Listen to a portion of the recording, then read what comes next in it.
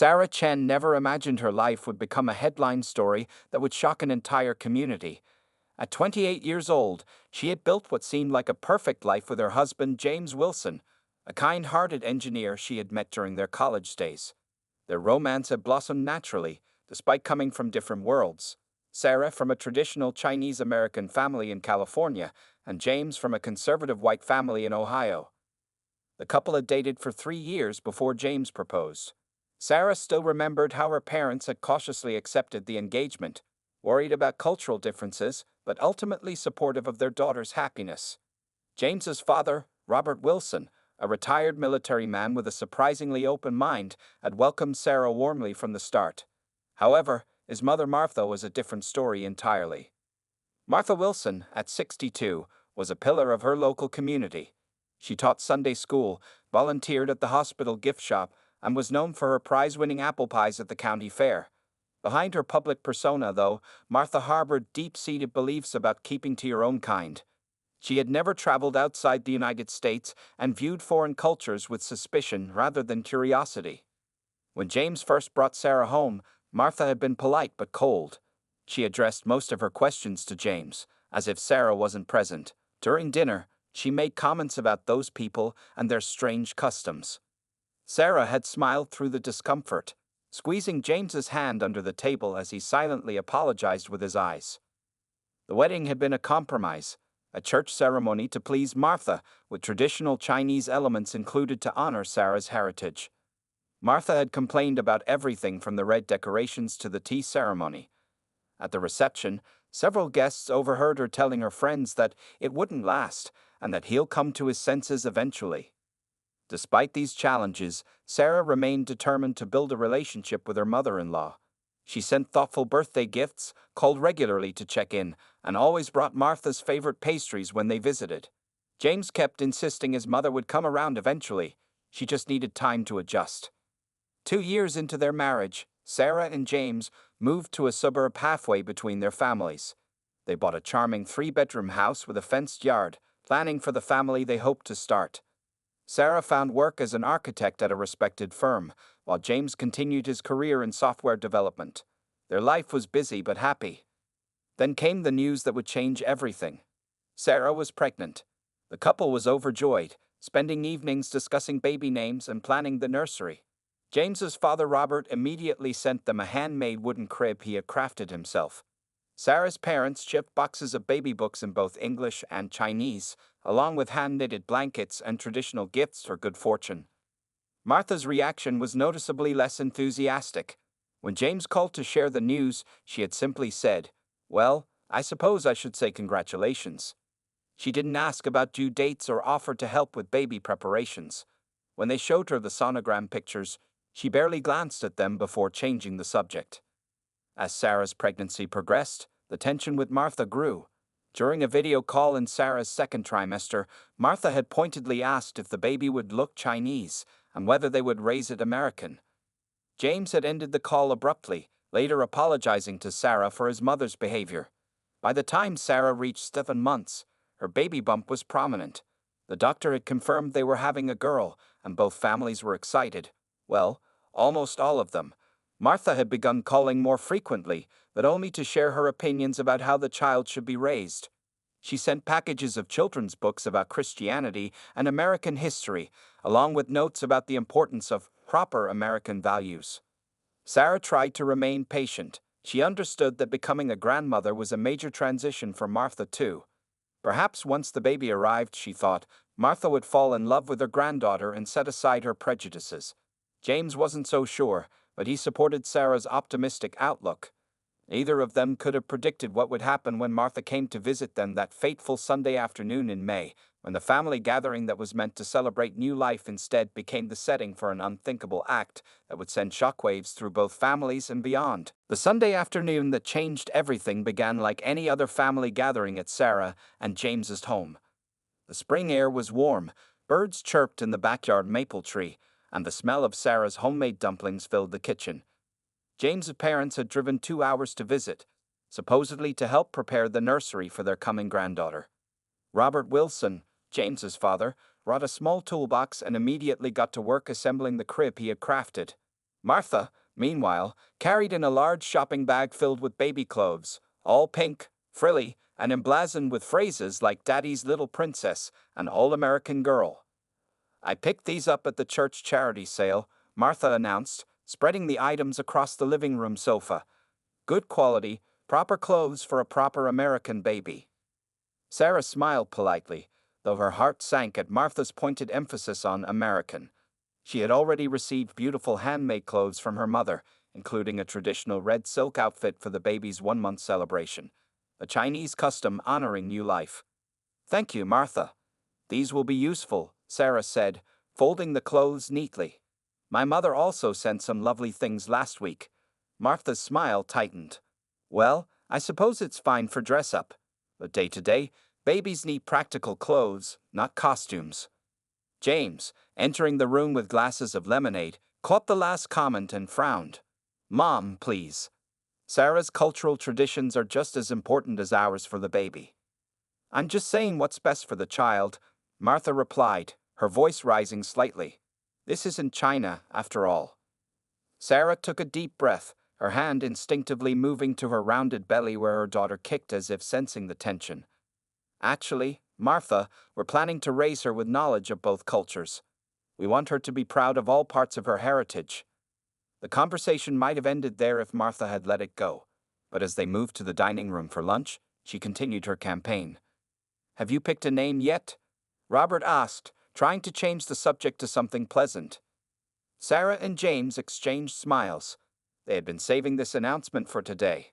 We're thinking of naming her Lily, James said. Lily Wee Wilson.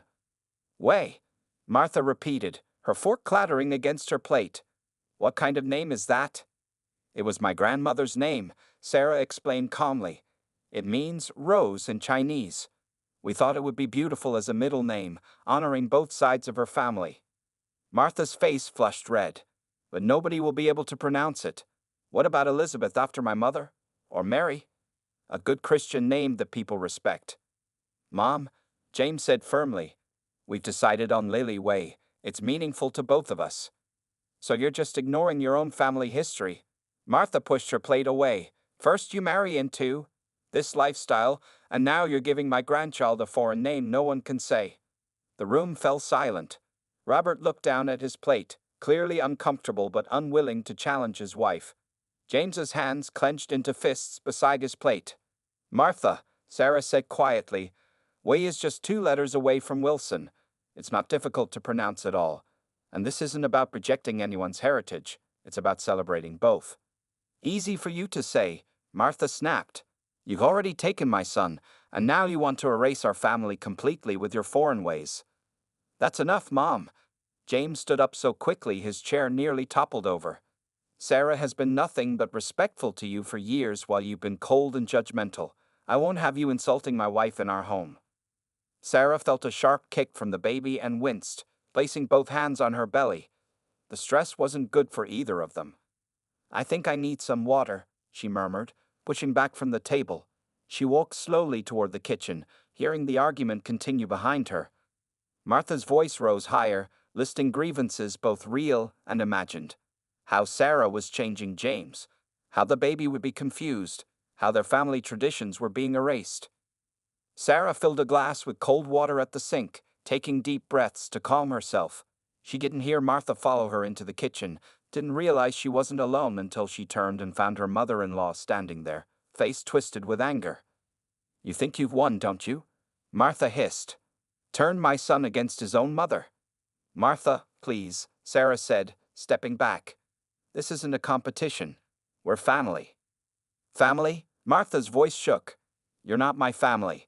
That baby should have been from a proper American girl, not some foreigner with strange customs. The words stung, but what happened next shocked everyone in the house. As Sarah tried to step around Martha to return to the dining room, time seemed to freeze in the kitchen. Sarah's cry of pain broke the stillness, followed by James rushing to her side, his face drained of color. What did you do? He shouted at his mother, who stood motionless, her hand still hanging in the air. What did you do to my wife? Martha's mouth opened, but no words came out.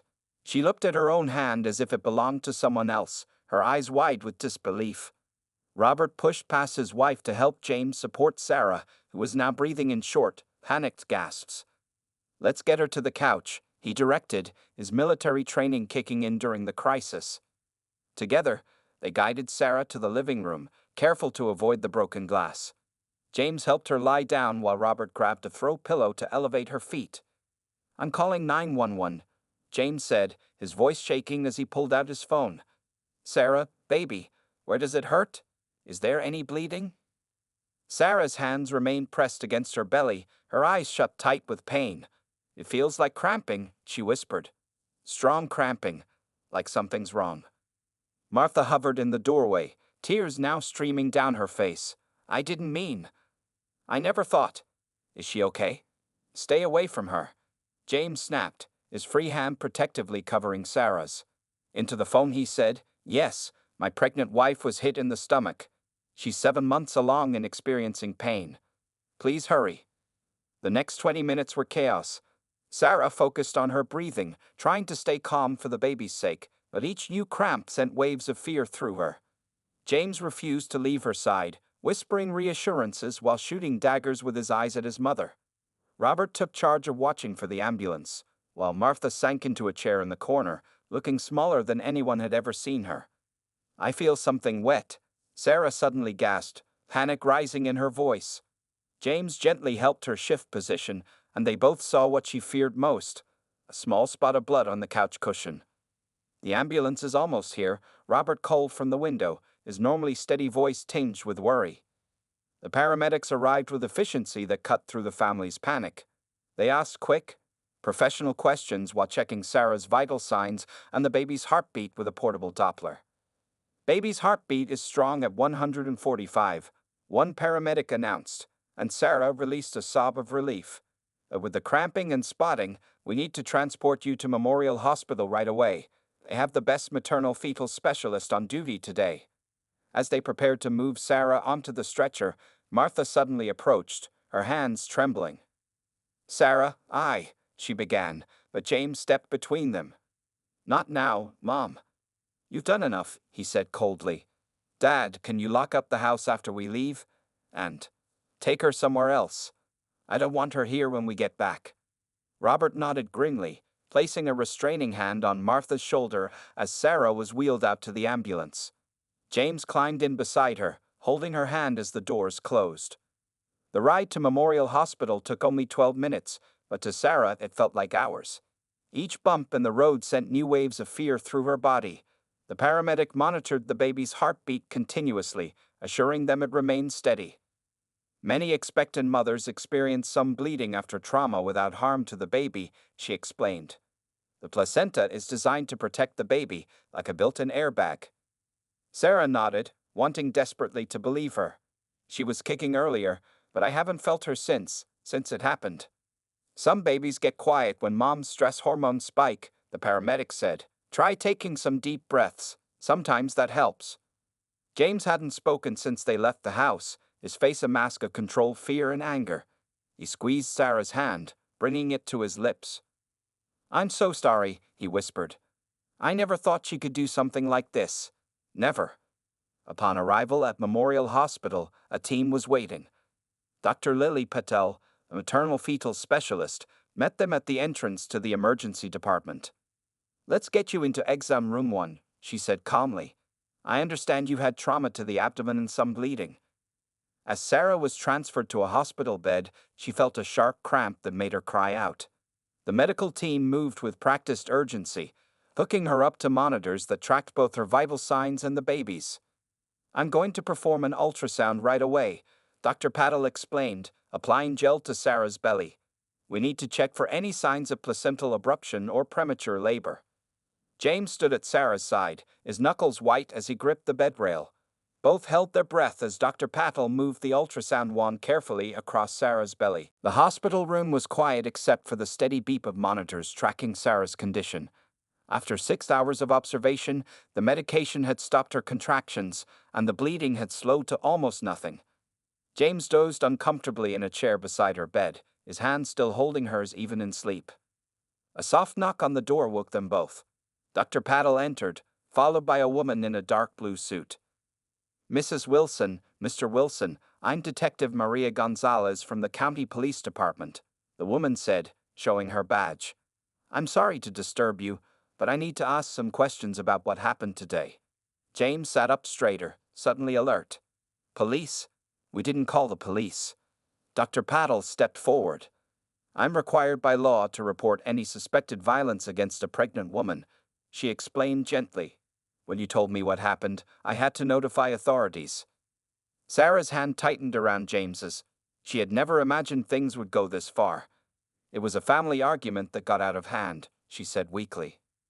Detective Gonzalez pulled up a chair and sat down, notebook ready. Mrs. Wilson, I understand this is difficult, but intentionally striking a pregnant woman is a serious offense in this state. Can you tell me exactly what happened? For the next 20 minutes, Sarah recounted the events, the dinner, the argument about the baby's name, and the moment Martha had hit her. James added details where needed, his voice tight with controlled anger. And this was an intentional strike to your abdomen? The detective confirmed, making notes. Not an accidental bump or a fall. It was deliberate, James said before Sarah could answer. My mother was angry, and she hit my wife's pregnant belly on purpose. James, Sarah said softly, tears in her eyes. She didn't mean to hurt the baby, she was just angry. Intent to harm the baby specifically isn't required for charges, Detective Gonzalez explained. Knowingly striking a visibly pregnant woman's abdomen is enough. The detective took photos of Sarah's abdomen, where a faint bruise was beginning to form. She also collected Dr. Paddle's medical report detailing the placental separation and treatment. What happens now? James asked, his face pale. Based on what you've told me and the medical evidence, I'll be filing this report with the district attorney's office. They'll decide what charges to file against Martha Wilson, she explained. In most cases like this, they pursue felony assault charges. Felony? Sarah gasped. But that means she could face significant jail time, yes. Detective Gonzalez confirmed. The laws protecting pregnant women are very strict. After the detective left, Sarah and James sat in stunned silence. The machines continued their steady beeping, a reminder that despite everything, their baby girl was still fighting. I never wanted this, Sarah finally whispered. I just wanted her to accept me, to love our baby. James rubbed his face with his hands. I know, but she crossed a line, Sarah. She could have killed our daughter. A nurse entered to check Sarah's vitals, informing them that Robert was still in the waiting room. He's been there all night, she said. Should I tell them anything? James hesitated, then nodded. Tell him the baby is stable, and tell him he can come in for a few minutes. When Robert entered, he looked like he had aged 10 years in a single day. His eyes were red-rimmed, his shoulders slumped with the weight of what had happened. Sarah, he said, his voice breaking, I don't have words to express how sorry I am. Where is she? James asked, his tone clipped. At my sister's house. She hasn't stopped crying since. Robert couldn't finish the sentence. The police came there about an hour ago. They questioned her and told her not to leave town. Sarah closed her eyes, imagining Martha being interrogated by police. Despite everything, the image brought her no satisfaction. Did you know she felt that way about me? About our baby? Sarah asked quietly. Robert couldn't meet her eyes. She's always been set in her ways. Traditional. But I never thought she could do something violent. Never.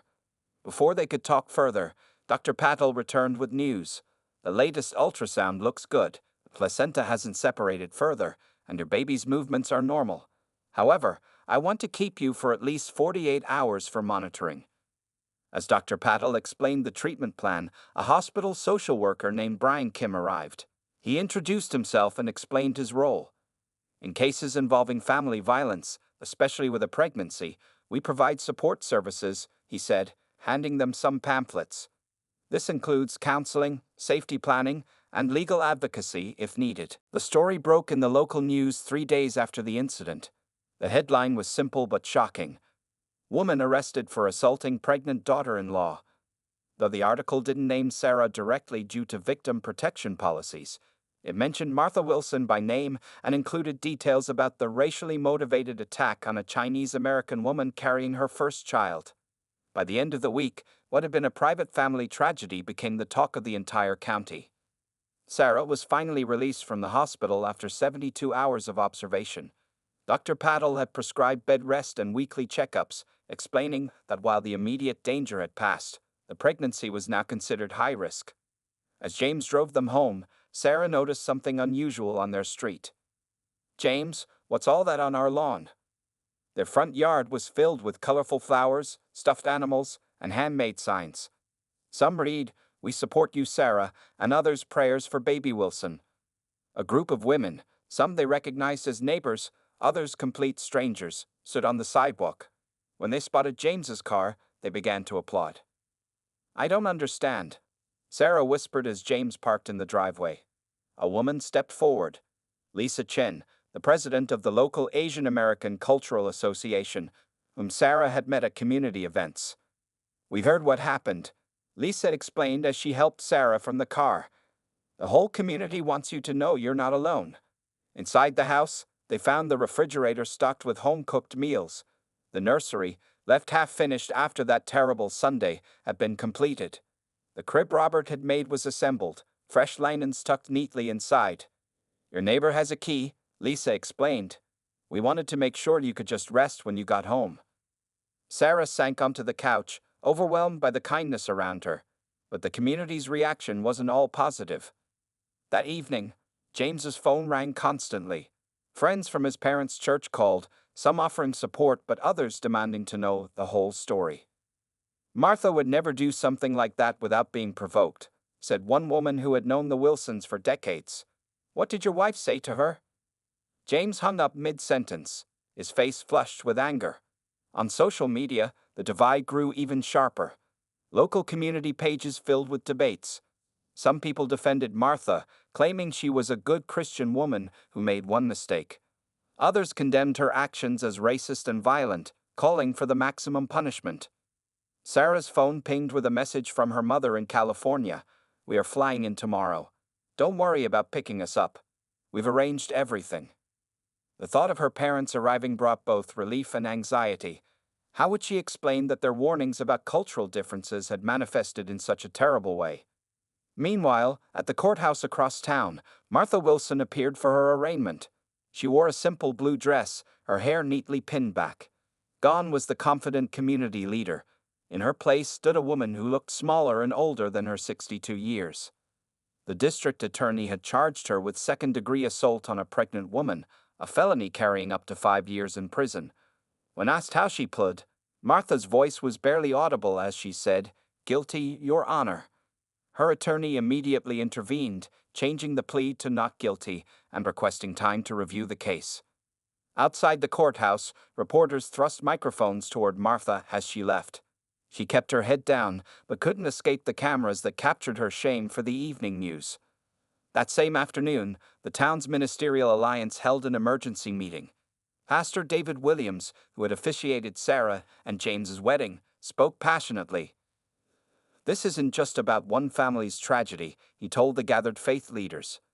"This is about the racism and xenophobia that exists in our community, yes, even in our churches." Some pastors nodded in agreement. Others shifted uncomfortably in their seats. "We need to address this from our pulpits," Pastor Williams continued. "We can pray for all involved, but we must also speak truth about the sin of racism." Across town at Riverside Community College, where Sarah occasionally taught architecture classes, students organized a candlelight vigil. Over 200 people gathered, many of them young Asian Americans who shared stories of their own experiences with discrimination.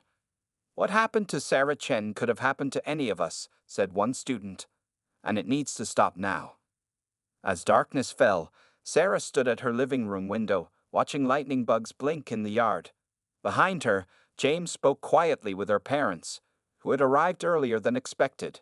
Their suitcases stood in the hallway, a testament to their plan to stay until the baby was born. 2 weeks after the incident, Sarah sat in Dr. Paddle's examination room, holding her breath as the ultrasound wand moved across her belly. The doctor's face remained focused as she studied the screen, then broke into a smile. "Everything looks perfect," Dr. Paddle announced. "The placenta has healed completely, and your little girl is developing right on schedule." Sarah exhaled, tears of relief filling her eyes. James squeezed her hand, his own eyes damp. "So no permanent damage?" he asked, his voice catching. "None that we can see," Dr. Patel confirmed. "Your daughter is quite the fighter, Mrs. Wilson."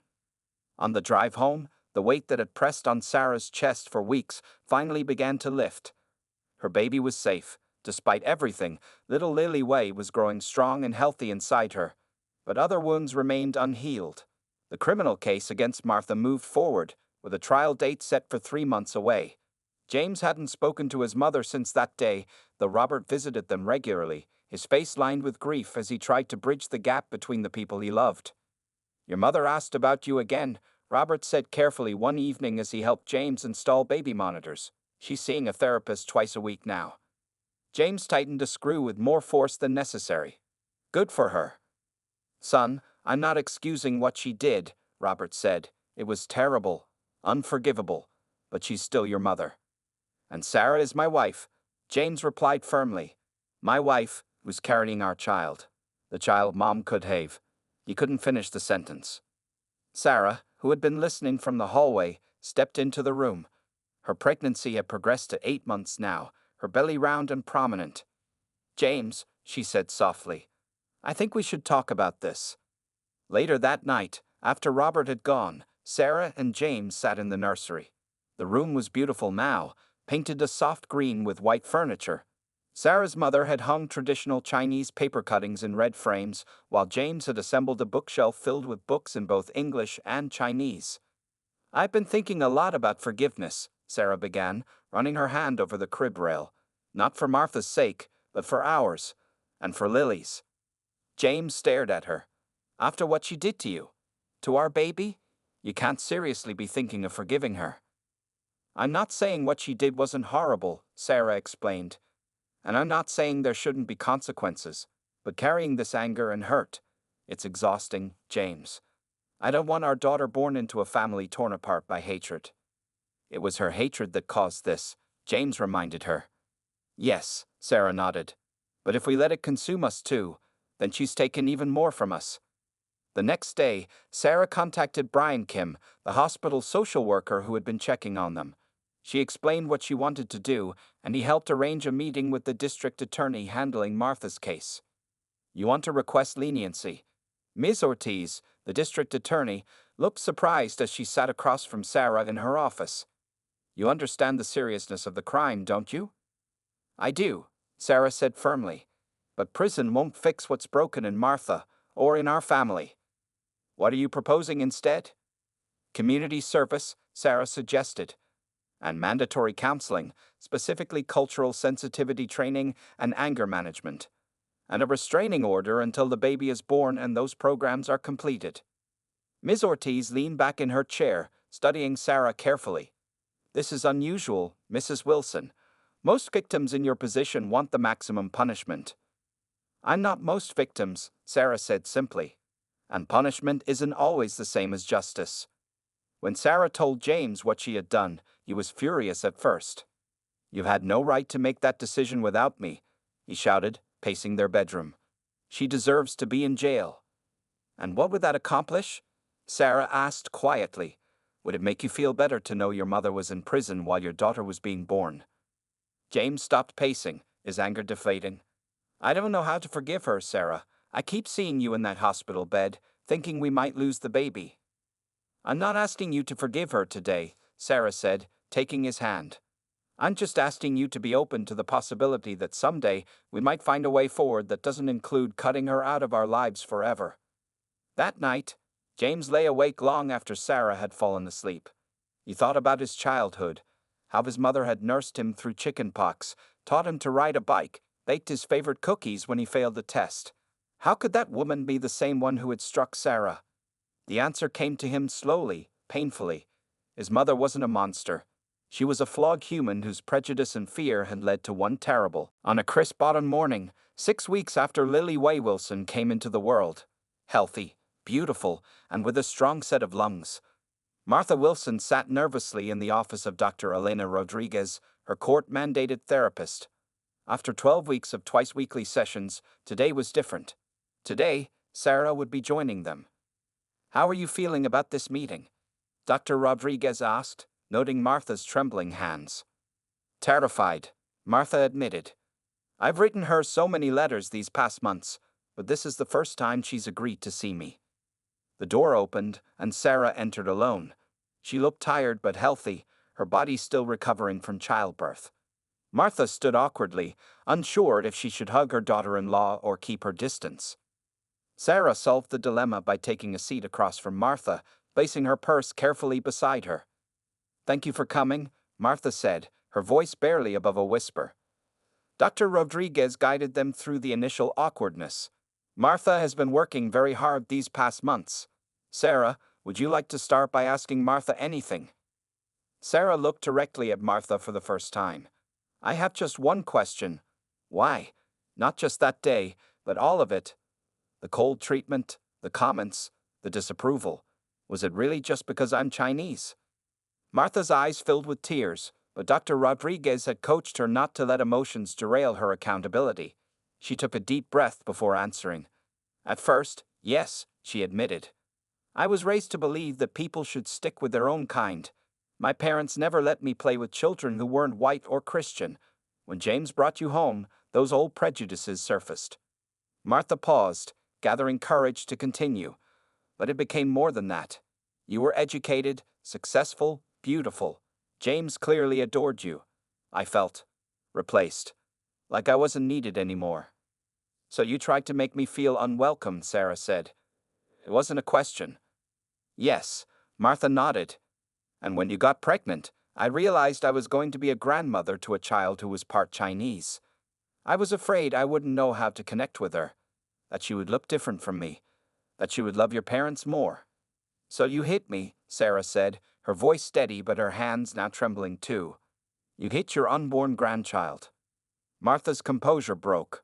I've replayed that moment 1,000 times, she sobbed. I don't know what happened. Something just snapped. The minute I did it, I wanted to take it back. I would have taken any punishment, any pain, to undo what I did. Dr. Rodriguez handed Martha a tissue. Martha has been diagnosed with intermittent explosive disorder, which doesn't excuse her actions but helps explain the loss of control. She's been making excellent progress with medication and therapy. Sarah listened quietly, her face giving away nothing. I've also been attending cultural sensitivity workshops at the community center, Martha continued. And I joined a grandparents group with families from different backgrounds. I'm learning, Sarah. I know it's too little, too late, but I'm trying to change. James doesn't know I'm here today, Sarah finally said. He's still too angry. I understand, Martha said sadly. I've destroyed his trust completely. Yes, you have, Sarah agreed. But Lily deserves to know her grandmother, if that grandmother can love her fully, exactly as she is. Martha's head snapped up, hope lighting her eyes for the first time. You would let me meet her, she whispered. Not today, Sarah said firmly. There are conditions. You'll continue therapy, you'll continue the cultural workshops, and when James is ready, and only when he's ready, we can arrange a supervised visit. Martha nodded eagerly, wiping her tears. Anything. I'll do anything. One more thing, Sarah added. I want you to understand something about my culture. In Chinese families, we respect our elders deeply. I was raised to honor my husband's family as my own. All I ever wanted was to be accepted by you. Martha hung her head in shame. I know that now, and I'll spend the rest of my life trying to make it up to you, if you'll let me. I'm not doing this for you, Sarah said clearly. I'm doing it for Lily. And for James, who shouldn't have to choose between his mother and his wife. As the session ended, Sarah reached into her purse and pulled out a small envelope. This is a picture of Lily. She's 6 weeks old now. With trembling fingers, Martha opened the envelope. The photo showed a beautiful baby girl with dark eyes and a tuft of black hair, wrapped in the red silk blanket Sarah's mother had made. She's perfect, Martha breathed, tracing the baby's face with her fingertip. Yes, Sarah agreed, a small smile finally softening her expression. She is. Outside the office, Sarah took a moment to collect herself before driving home. 2 years had passed since that fateful Sunday when a family dinner had turned into a nightmare. On a bright spring morning, The Wilson family gathered in the backyard of Sarah and James's home to celebrate little Lily's second birthday. The yard was decorated with colorful balloons and streamers. A table held a cake decorated with butterflies and Chinese characters, spelling Lily's name alongside Happy Birthday. Children ran across the grass, laughing and playing, while adults chatted in small groups. In a corner of the yard, Martha Wilson sat quietly, watching her granddaughter toddle around in a pretty red dress. Her hair had more gray now, and lines had deepened around her eyes, the physical marks of the hardest 2 years of her life. The court had accepted Sarah's request for leniency. Instead of prison, Martha had received 3 years of probation, 500 hours of community service, and mandatory counseling. She had lost many friends when the story spread through town. The church where she had taught Sunday school for 20 years asked her to step down from all leadership positions. But today, watching Lily chase Bubbles across the lawn, Martha felt a fragile peace that had been hard-won through countless therapy sessions, tearful apologies, and small steps toward rebuilding trust. "She looks like you," Martha said as Sarah approached with 2 cups of lemonade, offering one to her mother-in-law. Sarah smiled, watching her daughter. "Everyone says she has James's smile, though." The conversation between them was still careful, lacking the easy flow of true family comfort, but no longer filled with the terrible tension of before. They had reached a delicate truce built on clear boundaries and shared love for Lily. Across the yard, James watched his wife and mother talking. The anger that had consumed him for months after the incident had slowly transformed into a complicated grief. He had needed to mourn the mother he thought he knew before he could begin to accept the flawed woman she actually was. Robert joined his son, clapping him on the shoulder. "Good party, son. Lily seems to be having a ball." James nodded. "Dad, do you think Mom has really changed, or just on her best behavior?" Robert considered the question seriously. "People don't change completely, James, but they can grow. Your mother has faced the worst parts of herself these past 2 years. That takes courage." "I'm still angry sometimes," James admitted. "When I remember Sarah in that hospital bed." "That's normal," Robert said. "Forgiveness doesn't mean forgetting. It means choosing to move forward despite the hurt." Nearby, Sarah's parents, Wei and Mei Chen, were teaching some of the neighborhood children how to use chopsticks. They had moved from California 6 months after Lily's birth, buying a small house just 10 minutes away. The incident with Martha had made them determined to be close to their daughter and granddaughter. Mei looked up and caught Martha watching them. Instead of looking away, Mei gave a small nod of acknowledgement. It wasn't friendship, but it was civility. Progress from the icy silence of their first meeting after the incident. "Cake time," Sarah called, and everyone gathered around the picnic table. Lily sat in her high chair, clapping her hands excitedly as James lit the 2 candles on her cake. The little girl was the perfect blend of her parents. Sarah's dark eyes and James's dimpled smile, her mother's straight black hair and her father's fair skin. "Before we sing," Sarah said, "I want to thank everyone for being here today. The past 2 years haven't been easy for our family, but standing here now, watching Lily grow up surrounded by love from all sides, I feel grateful." Her eyes met Martha's briefly, and something unspoken passed between them, a shared understanding that healing was still happening, day by day, choice by choice. As everyone sang Happy Birthday, Martha joined in quietly, remembering how close she had come to never knowing this child. The court-mandated therapist had helped her understand the deep prejudice that had fueled her actions, prejudice she had never acknowledged even to herself. After the cake was cut and Lily had smeared frosting across her face to everyone's delight, Martha approached Sarah privately. "I wanted to give you something," she said, handing Sarah a small wrapped package. "For you, not for Lily." Sarah opened it carefully. Inside was a delicate silver pendant in the shape of a Chinese character. "It means strength," Martha explained. "The woman at the cultural center helped me choose it. She said it's the quality I most needed to learn from you." Sarah touched the pendant gently. "Thank you."